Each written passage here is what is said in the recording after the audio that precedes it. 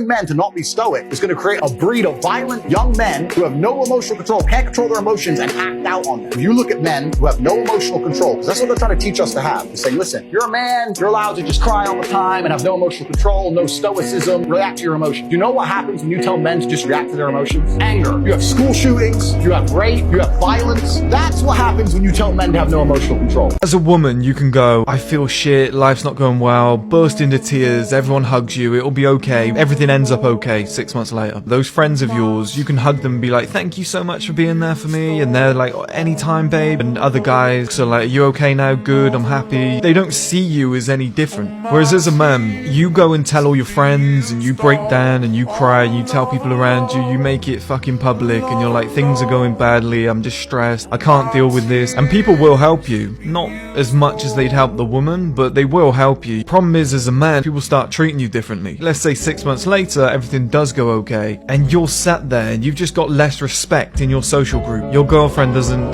kind of find you as attractive as she used to. She's seen you break down in front of her. Like, it helps sometimes when you talk about something, but usually the aftermath of talking about it as a man is worse. Do you think that emotional men who cry are weak men? My kid was going through a health crisis. We thought we lost him. So you're telling me that as a man, if I'm going to shed a tear, that means I'm weak? I think that men are weak when they continue to cry over the same thing over and over. Nobody wants to hear you cry about the same bullshit every day. Big boys don't cry. It is true. In every country that has been studied, including the radically dissimilar cultures of the United States, India, China, and Japan, men are significantly less likely to cry than women. Men's emotional confinement, as scientists refer to men's lack of emotional expressiveness, evolved for significant reasons, even though men are frequently described as stunted, shallow, aloof, emotionally parsimonious, or without sympathy. For millions of years, men's jobs mostly consisted of guarding small hunting and gathering groups and hunting huge animals for food. An ancestral man could not have been helped by sobbing as he faced a lion coming at him, killed a newborn gazelle for dinner by slitting its throat, raided an enemy camp, or stabbed an invader in the heart. To perform their daily tasks, men needed remarkable vision, strength, endurance, specialized talents, and cunning. They had to keep their sentiments of weakness, fear, despair, and fragility hidden from their daily job. Because of this, ancient men acquired the ability to internalize their emotions and keep them to themselves. Although young men start to hide their feelings of fear, loss, guilt, and hurt with quiet as testosterone begins to flood the brain, little boys cry equally as often as little girls do. They develop a command of funny language, the assortment of quips, jokes, and seemingly carefree remarks that boys and men use to hide their sentiments of hopelessness and fear. Many guys today even bury their emotions in their unconsciousness. They aren't even aware of their feelings. Men also tend to steer clear of emotional interactions. For instance, they frequently avoid vocal conflict when having a disagreement with their wife and instead withdraw into a tumultuous silence. When confronted with their partner's unpleasant emotions, guys can go silent. Compared to women, men are more physically sensitive to conflict.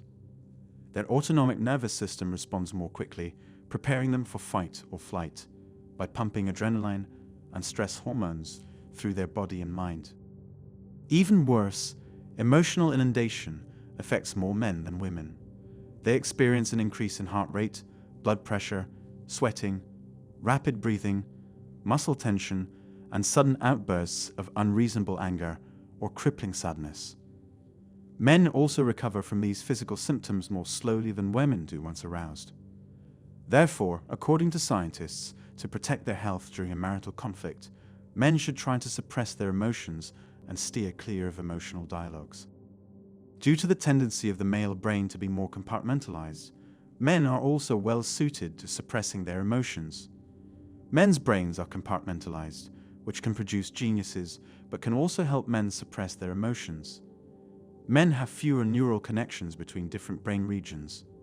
Women are designed to express their feelings, but men are naturally emotionally restrained. We are now moving toward the era of women. Social norms are starting to take women's needs into account. In short, rather than doing things together, Closeness is increasingly characterized by emotional expression in modern society. Men are consequently expected to react to stress in the same way that women do, with words and tears. Containing one's emotions is out of style right now. This brings us to the question, should men cry? Context is important. It's not wise to assume that guys shouldn't cry in general. Men have emotions.